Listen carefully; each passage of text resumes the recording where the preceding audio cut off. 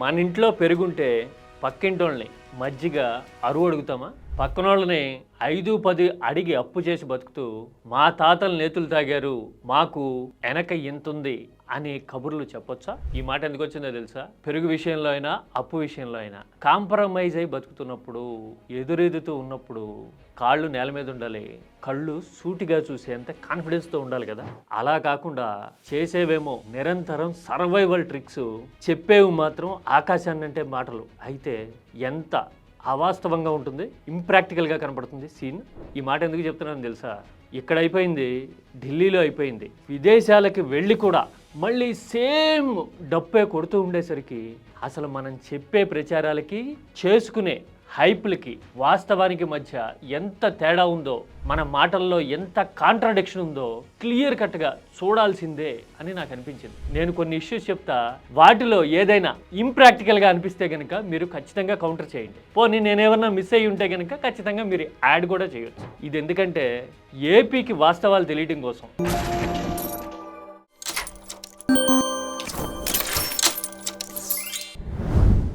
నేను కొన్ని ఇష్యూస్ ప్రస్తావిస్తా. మన దగ్గర ఎలాంటి ప్రచారాలు జరుగుతాయి, వాస్తవాలు ఎలా ఉన్నాయి అని చెప్పడానికి ఇదొక పారామీటర్ అనుకోండి. అందులో మొదటిది సంపద సృష్టి వర్సెస్ పేదరికం. సంపద సృష్టించేస్తాము, అద్భుతాలు చేసేస్తాము, అసలు కుబేరుణ్ణి ఏపీలో తిష్ట వేసేలాగా చేస్తాము, సంపద సృష్టిస్తా అని ఎన్నికల ముందు ప్రచారం చేశాము. 2 ఏళ్లుగా ఊతర కొడుతూ ఉన్నాం కదా. సంపద సృష్టి జరిగిపోతుంది, అసలు ఎక్కడా లేని విధంగా ఇన్నోవేటివ్ ఐడియాస్ మన దగ్గరే ఉంటున్నాయి అని చెప్పుకుంటున్నాం కదా. ఇంకో పక్కనేంటి, మన పత్రికలే చూసారుగా, పేదరికం తగ్గట్లేదు అని నేరుగా రాసేసింది. అంటే ఎలా అర్థం చేసుకోవాలి? మన సంపద సృష్టి అబద్ధం అనుకోవాలా, లేదంటే మన మోడల్ మళ్ళీ ఫెయిల్యూరే 4వ సారి కూడా అని అర్థం చేసుకోవాలా? ఏది నిజమే? రెండిట్లో దేనికి టిక్ పెట్టాలి? ఓ పక్కన సంపద సృష్టి ప్రచారం జరుగుతోంది, ఇంకో పక్కన మన మీడియానే పేదరికం తగ్గట్లేదని చెప్పింది. ఈ కాంట్రడిక్షన్ ఎందుకుంది? 2 క్వైట్ డిఫరెంట్ ఎండ్స్ కదా, అవునా కదా? అంటే ప్రచారానికి వాస్తవానికి మధ్య ఇంత తేడా ఉందనుకోవాలా. తర్వాతది బ్రాండ్ వర్సెస్ 99 పైసా. మనకి బ్రాండ్ ఉందని చెప్తాము, బ్రాండ్ బాజా బారాత్ లాగా నిరంతరం అదే చెబుతూ డప్పు మోగిస్తూ ఉంటాము. బ్రాండ్ బాబు బ్రాండ్ భజగోవిందం BBB లాంటి మోడల్ మన ప్రచారంలో టాప్ టు బాటం కనపడుతూ ఉంటుంది ప్రతి ఇష్యూలోనూ.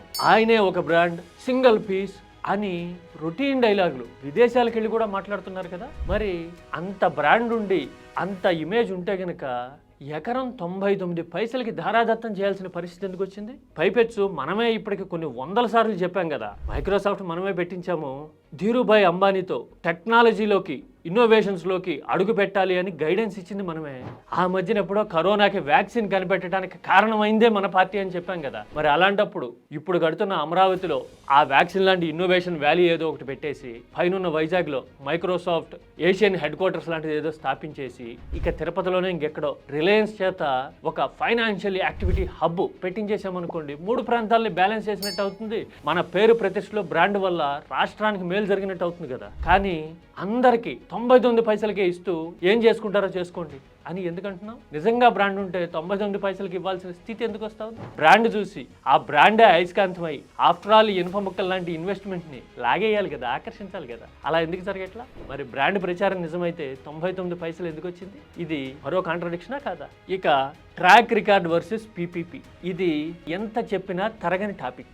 ఎందుకంటే మనం మహానగరాలు నిర్మిస్తాము, ప్రపంచ పటంలో పెడతాం, ఏది అల్మరాలో వస్తువులను పెట్టినట్టు. అంత చాకచక్యం ఉంది మనకి, అసలు కనుచూపు మేరలో ఉన్నవన్నీ కట్టింది మనమే అని క్లెయిమ్ చేస్తాం. ఇది ప్రచారం కదా, ట్రాక్ రికార్డ్ అని చెప్తుంటాం మనం. నా రికార్డ్ని ఎవ్వడూ బ్రేక్ చేయలేరు. కానీ ఇంత ట్రాక్ రికార్డు ఉండి ఆఫ్టర్ ఆల్ 10 మెడికల్ కాలేజీలు, అది కూడా 5 ఏళ్లలో, మళ్ళీ వెంటనే కాదు, పోనీ 5 ఏళ్లలో కట్టలేం అని బ్లేటెంట్ గా ప్రకటించి ప్రైవేట్ కిందకి అప్పగించాం. ప్రతి రంగంలోనూ ప్రైవేట్ పాత్ర ఉండాల్సిందే, లేకపోతే మనం చేయలేం అని చేతులు ఎందుకు దులుపుకుంటున్నాం? మహానగరాలు నిర్మించేసిన మనకి ప్రజల కోసం మౌలిక సదుపాయాలు అందుబాటులోకి తీసుకురావడం అంత పెద్ద విషయమా? మహానగరం అనేది ఆకాశాన్ని అంటే ప్రచారం అయితే, మరి 10 మెడికల్ కాలేజీలు లాంటివి ఎంత చిన్న విషయాలు? మరి భూమి మీద అడుగు పట్టలేదు కానీ ప్రచారం మాత్రం ఆకాశాన్ని అంటుతోంది అనుకోవాలా? ఎలా చూడాలి ఈ కాంట్రడిక్షన్ ని? ఆ తర్వాత మరో ముఖ్యమైన ఎలిమెంట్, బ్రహ్మాండం అయిపోయింది పరిపాలన అని చెప్తూ ఉంటాం. ఒక పక్కన ఈ బ్రహ్మాండం కనపడుతూ ఉంటుంది, ఇంకో పక్కన మన మాటల్లో భయం తొణికిసలాడుతూ ఉంటుంది. ఎంత కవర్ చేసుకోవాలన్నా కానీ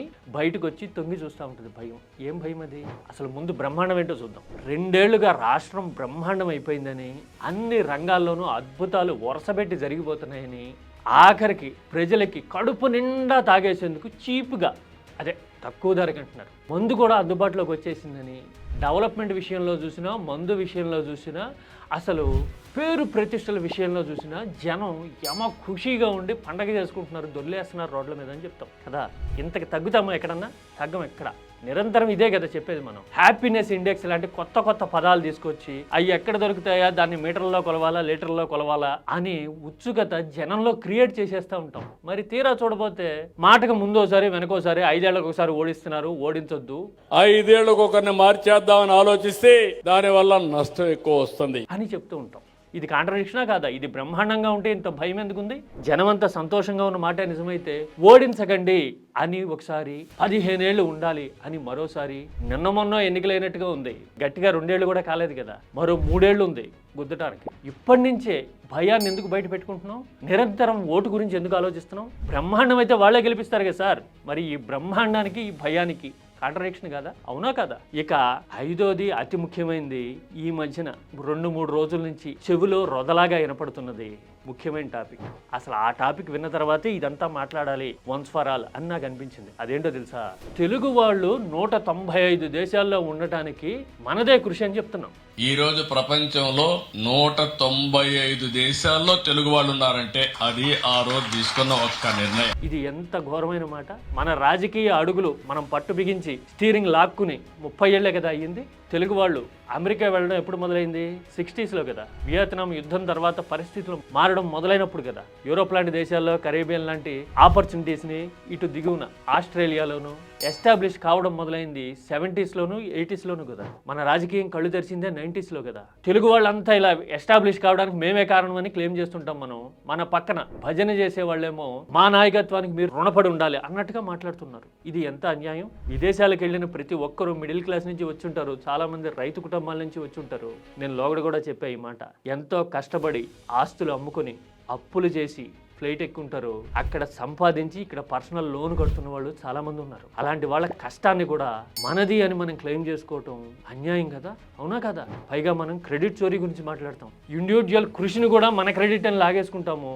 ఉల్టా మనం ఎవరి మీద ఆరోపణలు చేస్తాం క్రెడిట్ చోరీలు అంటూ. సరే, ఈ 195 దేశాల్లో మన కృషి వల్లే ఉన్నారని చెప్పాం కదా. నాకు ఒక్కటే బేసిక్ డౌట్, మరి ఇంత కీర్తి ప్రతిష్ఠ ఉన్న మనము, మన సిబ్లింగ్ స్టేట్ తెలంగాణలో మాత్రం పార్టీని ఎందుకు కాపాడుకోలేకపోయాం?